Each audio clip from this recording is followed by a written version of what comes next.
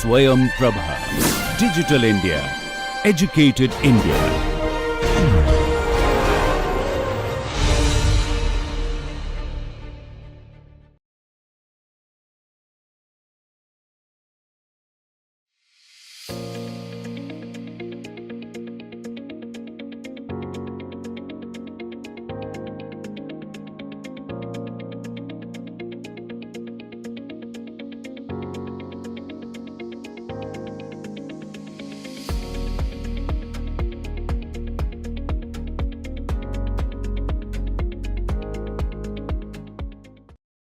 Welcome back. In lecture 29, we will continue with composting. This is composting part 2.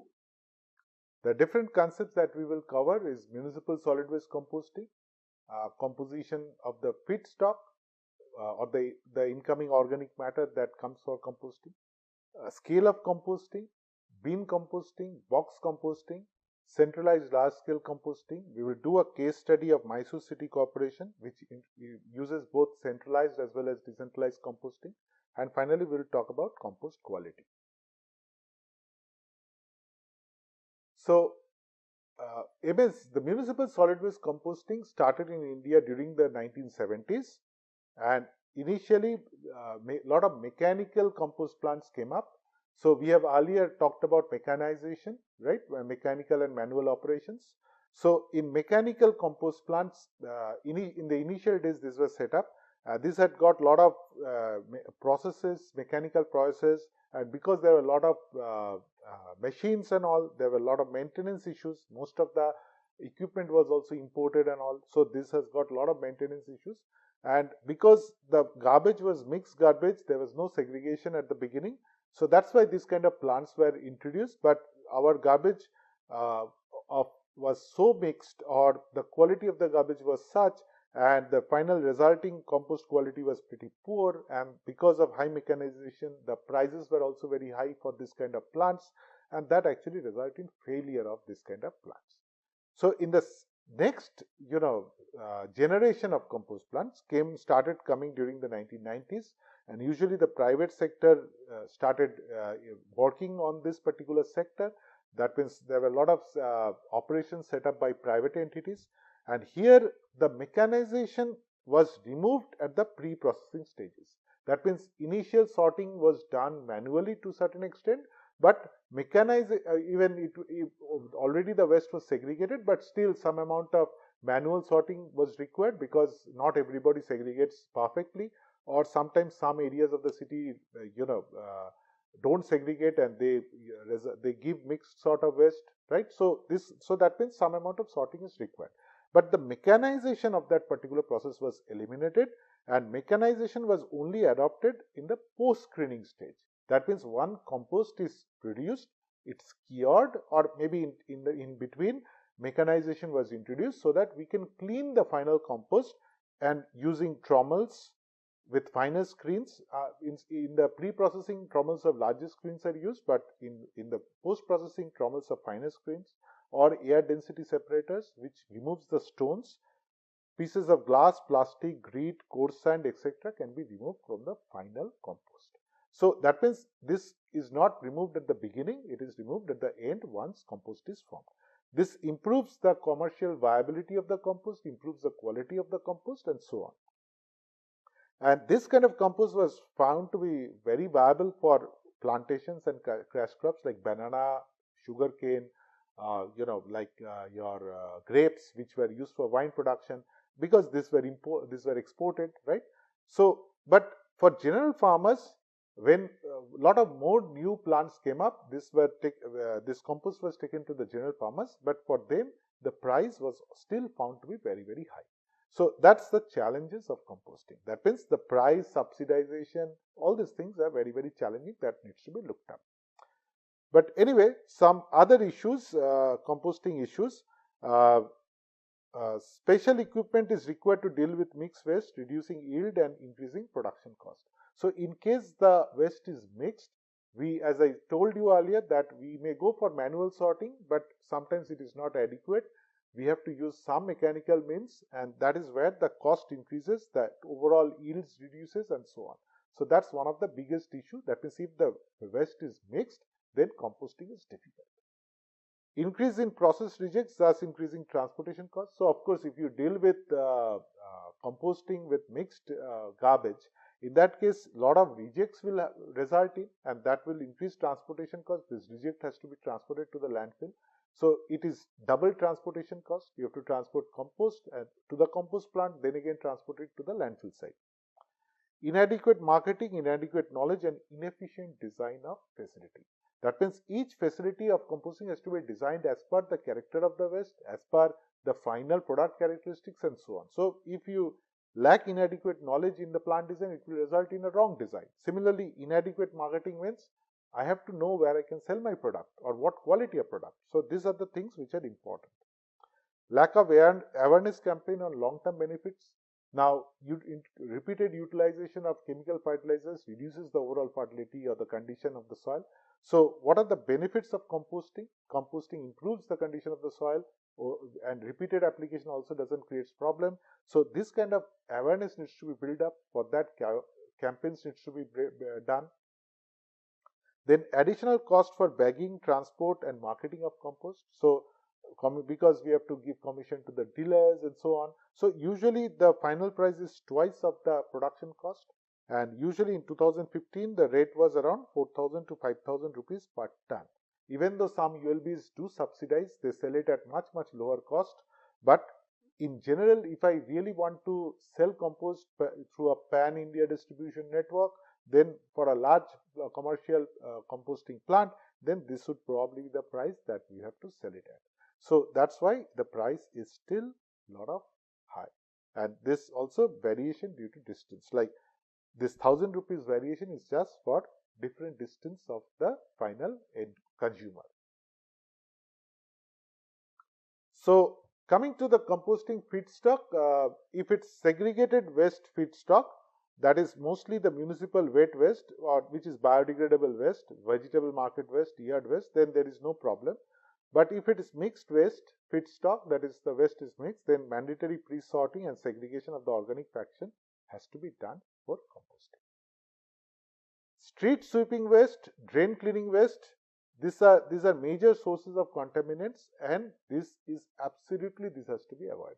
So, this is something which we have to be careful about. If this gets mixed, then the entire compost batch will also get contaminated, and we cannot use that as fertilizer. Now, coming to composting plant overall design, the first area that you have got, it's divided into multiple zones. The first area is the tipping area. So, usually it's a side open large shed. It's a large shed with sides open. This is the area which receives the daily waste, and we have to plan it because composting takes a certain amount of time. So, we have to store waste for a certain amount of time. So, that means all the everyday waste comes from the urban area. So, we have to have storage capacity for holding waste for that much amount of time. So the quantity has to be really thought of according to the areas to be planned, and unregulated storage is not there. That means we cannot store, like someday it is more, someday less, someday we will not store. That kind of operation cannot happen. So, everything needs to be planned earlier. Now, the storage area has to have drains because it's organic waste, lot of moisture is there. So, leachate would definitely be generated. So, this leachate has to be drained via these drains and taken to a leachate collection tank, and finally it has to be treated.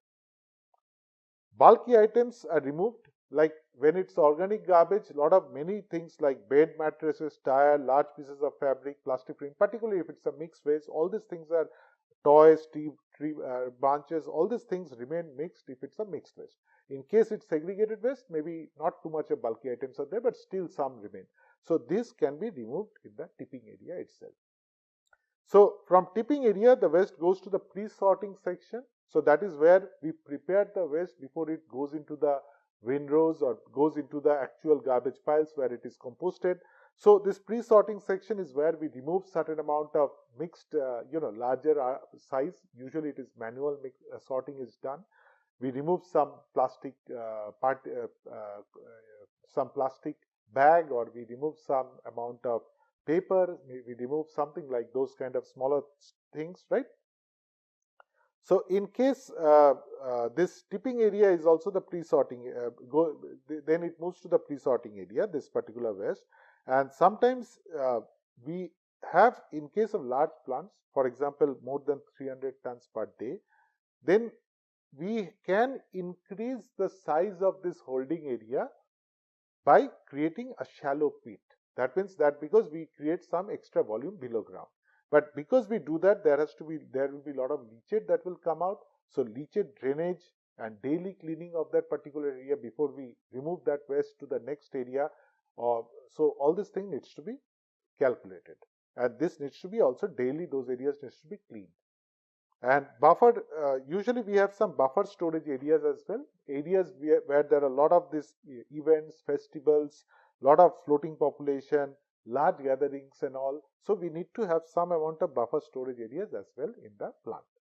Finally, from the pre-sorting section, the compost goes into the compost pad, where actually we create these piles of garbage, which actually is composted. And then this, after the basic composting process is over, we leave the compost for curing. That also requires some area. Usually this area is 1/4 of the area required for the compost pad. So we have got compost pad and there is the curing area as well. So these are the area which is required for setting up a composting operation or a composting plant. Now, composting can be done at multiple scales. It could be a residential composting scale, that means it is done at individual residences. It could be done at a decentralized scale or could be done for the community. Here we can go up to 20 tons. In some countries they may even go for 50 tons as well, but in Indian conditions we can say around 20 tons is adequate. Then there could be centralized large scale composting. In case the value exceeds this, we can go for centralized large scale composting. So coming to bin composting, as you can see in these images, this is in Bobbili, Andhra Pradesh. So this is home composting and done this kind of a container, or you can see like this kind of containers were provided by the ULB in case of Thiruvananthapuram Municipal Corporation, and this is how home composting or residential composting is done. Now, when I talk about decentralized composting, of course, it is a larger scale than this kind of operation. And here we also use different kinds of technologies as well. So I'm going into that. So decentralized composting refers to composting of segregated organic waste in small quantities from households, apartments, neighborhoods, markets, gardens, or even the entire ward.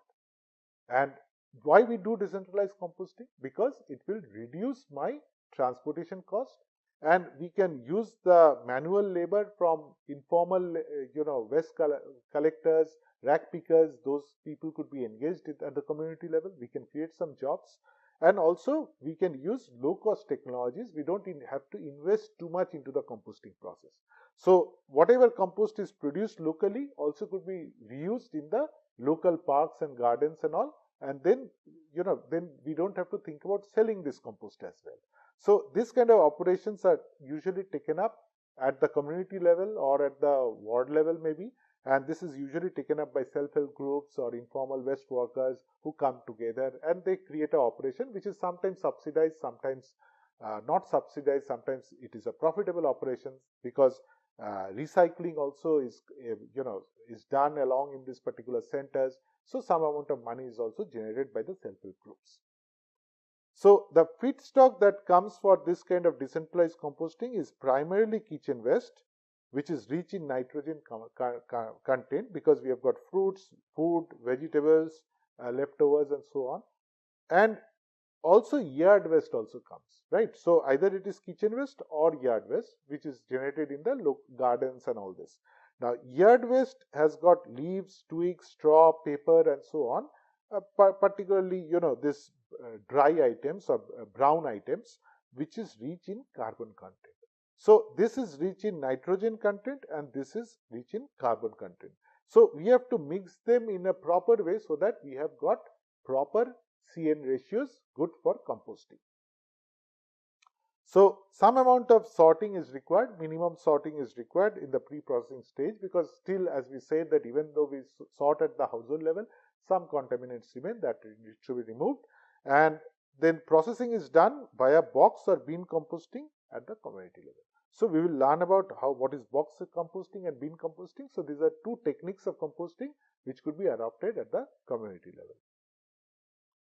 Now in this image you can see those box composting. It's pretty, as the term refers to, these are boxes. Either it could be a series of boxes like over here, or it could be individual boxes as you can see in this image. And here the these are bin compost, these are bins, right? So the first we talk about bin composting. So the bin size is determined as per the quantity of waste is generated at that particular community or that particular ward. And the bins, as you can see, is designed like this. The walls are perforated so that it allows air to mix. So it's an aerobic process. And 15 centimeter thick drainage layer at the bottom. This is prepared using twigs, stones, and mulch. Mulch is like made of organic matter like trees, leaves, and all these things, which is not composted, but it gradually decomposes to a certain extent. But we call them mulch because it takes a long time to decompose as well. We sometimes spread this in the gardens and all. Instead of making compost, we just spread those leaves all around, and automatically eventually they will mix with the soil. So this kind of material is usually laid at the bottom, so it acts as the drainage layer which allows the leachate to pass through. And the leachate is of course collected. Organic waste is placed above this in layers, and usually the feedstock is mix of garden or yard waste, kitchen waste, dried leaves, and paper. Moisture is also provided, but it should be adequate, not excess, because excess moisture will lead to excess leachate production. If we find the moisture is too much in the waste, then we can add dry leaves, twigs, and paper, which will reduce the moisture content. Finally, at the top, we provide a compost layer, which not only provides insulation at the top, but also prevents odor and acts as an inoculum, which starts the this composting process. And every 5 to 10 days, we turn it regularly to prevent anaerobic conditions and also adequate sanitization of the entire mass. So that means heat is produced so that the overall compost is sanitized. So the total time taken could be from 45 days to 6 months as per the turning schedule and the waste characteristics. So that means as per the waste characteristics or how much often we turn it, it may take from 45 days to even 6 months for the organic matter to convert into compost using bin composting.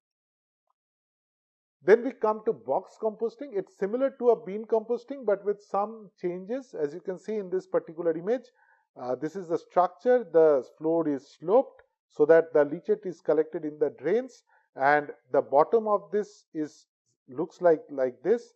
So here either I can have a base which is perforated for the moisture to come out, or I can create the base with some pipes so that automatically there are gaps between the pipes like over here, and the moisture can come out.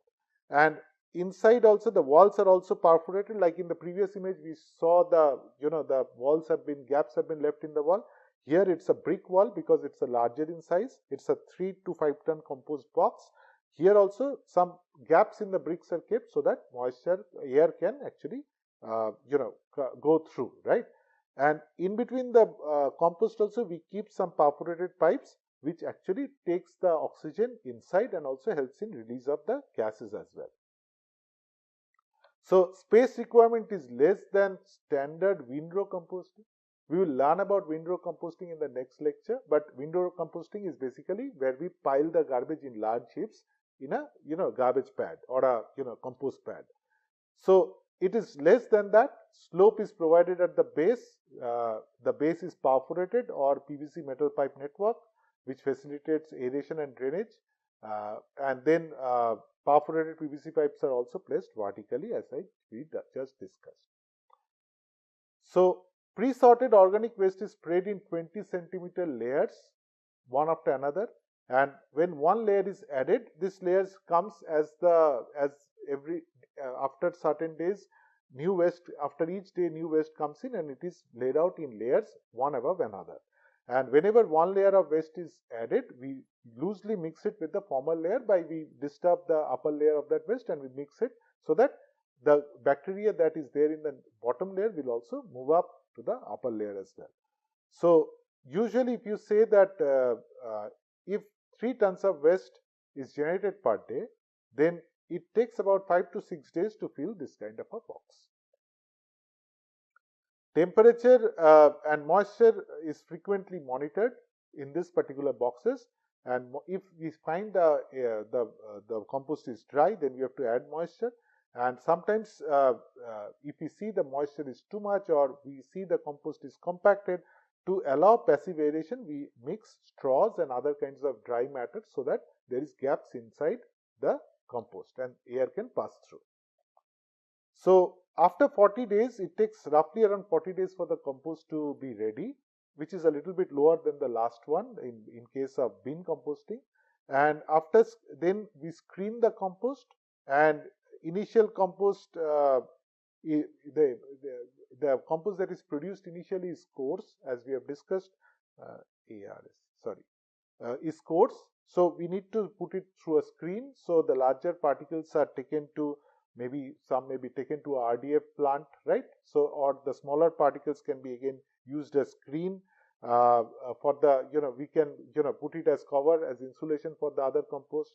And this screening process results in the finer compost, and this could be achieved by a flat frame or a rotating drum sieve. And this screening process actually prepares the compost for the next stage, which is curing, or maybe some amount of screening could be done even after curing. And after that, the compost is ready to go to the market. So over here, you can see box composting happening in Keonjhar municipality. Over here, you can see the boxes. There are some pipes. These are the pipes which are for aeration, and this kind of, and also some conveyor belt segregation of biodegradable waste. So some amount of segregation, mechanical segregation is being done using conveyor belts over here, and the garbage is taken along the belt, and some amount of segregation could be done. And finally, this is a micro composting center, and the organic manure that is produced over here is branded as Mo Khata and sold at ₹20 per kilograms at outlets throughout this particular state. So that is how composting, this micro composting center is operated at Keonjhar municipality. Then in Vijayawada Municipal Corporation, around 198 tons of organic waste is processed for composting in 4 decentralized waste to compost plants. So this is one of the plants you can see in the image. Biodegradable waste comes here, it is put inside a shredder, so it is shredded into smaller particles over here. Then these particles are put inside the boxes where it is composted. So this is box composting also happening in Vijayawada Municipal Corporation. Then coming to centralized large-scale composting, this is where plant sizes can reach around even 500 tons per day. That means 500 tons per waste comes per day. So definitely we have to do, a proper analysis of the location of the plant, or the design of the plant has to be thought of properly. So technical and environmental assessment of potential sites has to be done. Like we have learnt about this analysis for site for a landfill. We will learn about that. Or similarly, we can also do analysis for potential site for a composting site as well. Use of engineering and design professionals for the facility design. It has to be designed following particular procedures. We have to minimize traffic, odor, leachate and noise from composting operations, because it's a large plant. It has to be set up in an industrial area, so it cannot be set up like in the normal residential areas. And we have to minimize all this. Separate collection and pre-processing system involving informal sector. So we can do pre-sorting involving informal sector. And we have to recover non-compostable materials. Some can go to RDF, and some can go to as process rejects to the landfill site as well. Protocols for quality and composition of compostable materials. Design of routes of the delivery of the organic material, and marketing strategy for compost. So all this needs to be worked out for a centralized large-scale plant. Why? Because this requires a lot of investment. So if for doing proper investment, because a lot of money is involved, we have to do proper analysis for which locations are suitable, so that later on there are no protests. What should be the proper design so that the resulting compost is of proper quality. We have to also do marketing strategy for the compost that is being produced, and also design routes and all for distribution of this compost, so that overall the system is successful and there is no loss of demand after a certain amount of time. So we do a case study of Mysore Municipal Corporation, which does both decentralized and centralized composting. So segregated waste is collected in Mysore, and this is being composted. Mixed waste is also there in some parts, which is not sent to the decentralized plants but goes to the centralized unit. And also non-biodegradable waste is collected in Mysore, which goes to 43 collection centers. So this is where the waste gets segregated and recycling takes place. So but for wet waste, we have this both a centralized plant as well as decentralized plants.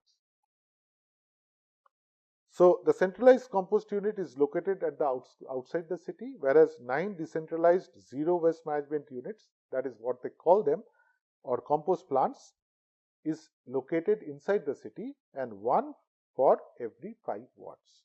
So that means one plant has been created for every 5 wards. So over here you can see a windrow that is in the centralized compost plant in Mysore. This is how the windrows has been created. That is how the garbage has been stacked, and this is left for a certain amount of period. Then it is turned as well. How do we turn it and all this? We will learn that in the next lecture. But this kind of windrows are being utilized, and compost is done through piling waste in long rows, which is known as windrows, and aeration by turning periodically. So we turn the garbage after certain intervals. Then once the garbage becomes compost, two-stage screening is done. Final compost, because of the screening, becomes uniform in texture, and 50 kg bags are being prepared and sold at ₹1,200 per ton. So some amount of, the cost is not that high. It is sold to nearby farmers, and this operation is done by a private company, of course, and some amount of this compost is used by the horticulture department of the city for application in the urban areas. So the plant is located at Narayanpur, Puram, Mysuru, and capacity is 200 tons per day. Vidyaranyapuram, sorry. Mechanized aerobic windrow composting. So it's aerobic windrow composting, and the turning is done by a mechanized processes. We will learn in details later. The corporation owns the land, the infrastructure, and the machinery that is being utilized, whereas the operation and maintenance is done by ILFS, which is a private infrastructure company. The overall model is a PPP model, where both the government and the private company works together. ILFS pays land rent and royalty to MCC. So that means they pay some amount of money for utilizing this particular area, as well as royalty for production of compost. So the profit they make by selling compost is what the company keeps. But they will pay around 6 lakh rupees per annum to the corporation, so that they can, as a royalty or as a token amount, so that this operation can happen. 5% of the compost that is being produced is also given back to MCC, which MCC utilizes, the horticulture department of MCC utilizes for their in the urban parks and gardens and so on. Now this is the centralized plant, whereas in the decentralized or zero waste management unit, the composting happens via peat composting. So that means the compost is done in sort of a chamber, it's a pit, and vermicomposting also is utilized. We will learn about again vermicomposting process later on, where we use earthworms for the composting. Area of each of this is around 1.5 to 4 acres. So this sort of areas needs to be also put in development plans, so that we reserve this kind of areas in development plans for this kind of composting operations. Capacity of these plants are around 5 tons per day. So each of this decentralized unit have got a shed which receives, segregates, processes, and stores the waste that is received. This is managed by NGOs, self-help groups, or Stree Shakti Sangha, where women are being empowered to run this kind of operations. MCC infrastructure, vehicle, and financial support is given by MCC, and they pay around 95,000 rupees per month. Revenue coming out of this, which is kept for the self-help groups or the people who are working there, which comes to around 15,000 to 30,000 rupees per month. So that is by selling the compost. So this is what it looks like. So decentralized operation is actually not profitable, but because it's decentralized, we save on transportation cost. We save on, this particular compost could be utilized locally and so on. So there are a lot of environmental benefits as well. But in centralized plant, there is of course profit by selling of compost. Then coming to the final product quality or the compost quality, and because compost is used in food crop production, it could be used in soil conditioner.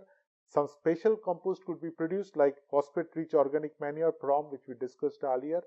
Then vermicompost is also there, right? Vermicompost is compost via earthworms.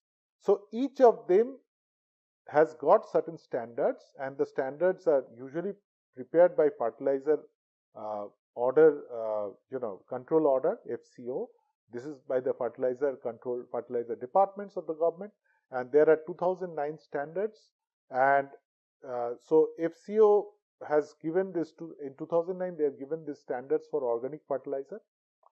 Similarly, Software Management Rules 2060 has also given us certain standards for compost, which could be used as soil conditioners in the urban area. Then PROM has got certain standards, and similarly, vermicomposting has also got some other standards. Now, what are the standards and all? I will come to that. So, municipal solid waste is segregated at source, but still contains glass, plastic, metals, and hazardous materials, which contaminates the finished product. This we have learned earlier. And so that means we have to make sure that the final compost is of proper quality. This kind of contaminants are not there. That's why we have created this kind of standards, so that we can check against those standards if the compost is of adequate quality or not. Then compost quality should ensure no leaching or plant uptake of heavy metals and prevention of the accumulation of heavy metals even after repeated application. So what does that mean? That means compost should not have heavy metals, or it should have heavy metals as per the standards. The heavy metal should be such, the standard value should be such that even after leaching or uptake of the nutrients by the compost, and even after repeated application of the compost yearly, that means over a period of years, the total concentration of heavy metals will gradually increase, but overall the plant, we should not have this concentration of heavy metals, which should be harmful for human health. So the initial standards has to be set considering all this, right? So that is why we have to be very careful while setting standards for compost. And why? Because this is municipal waste we are talking about, and municipal waste contains batteries, which contains heavy metals such as mercury, cadmium, lead, zinc, leather, which includes chromium, paints, chromium, lead, cadmium, plastics includes cadmium, zinc, nickel, light bulbs has got lead, paper has got lead, consumer electronics has got lead and cadmium, ceramics has got lead and cadmium, cosmetics, dust from sweeping. So all this includes a lot of heavy metal. So this heavy metal should not come into the agricultural fields. So that is our goal. And because we are dealing with urban city compost, this we have to be very, very careful about. That is where all these standards come into place. So we have got heavy metal standards. These standards also needs to be re-evaluated after certain time periods. That means after maybe 5 or 10 years, the standards needs to be revised as per the health concerns of that particular community or that particular society, right? So standards can be improved upon. Like earlier the standards were poor, but the more we progress, the standards are set higher and higher, so that the final product is better and better.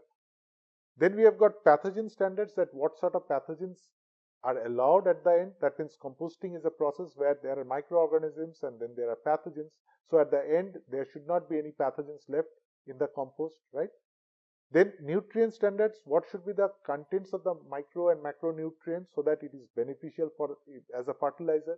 So those standards also has to be maintained. So carbon, nitrogen, phosphorus, potassium, trace amounts of sulfur, sodium, calcium, magnesium and iron. These are the different nutrients that we are talking about. So this sort of 3 standards has to be there.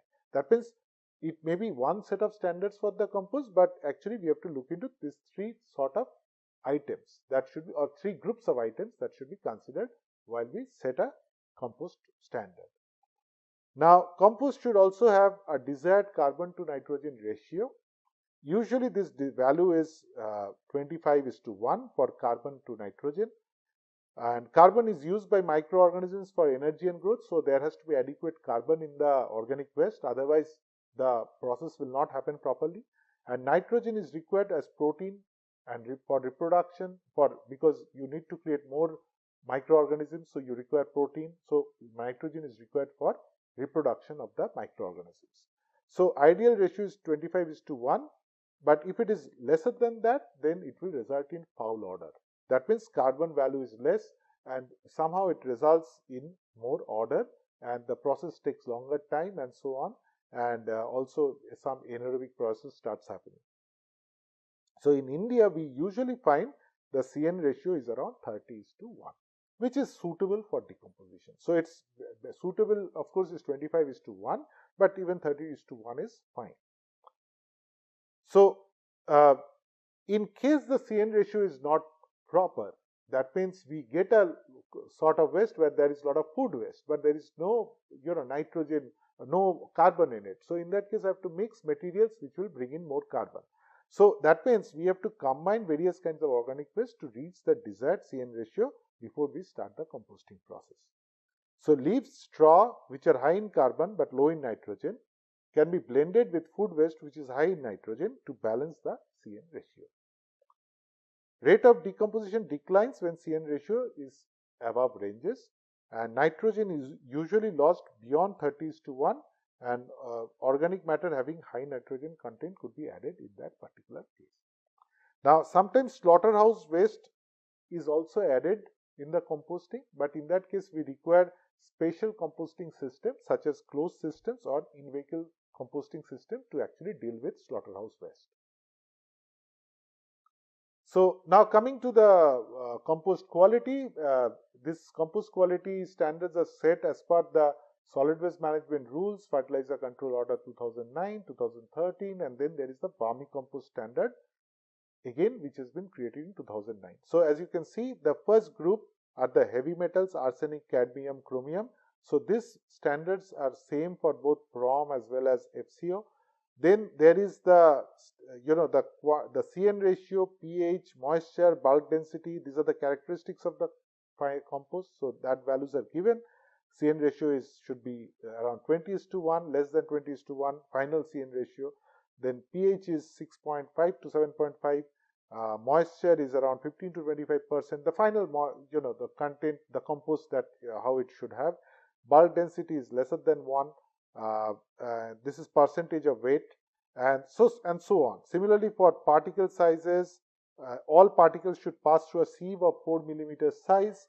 90% of the material should pass through. So that means the compost should be of so small that it should pass through a 4 mm size. There should be no foul odor, and the color should be dark brown to black. So these are the characteristics that has been set. So we have to check the final compost against these characteristics, and if we are compliant, then the compost is fine for use.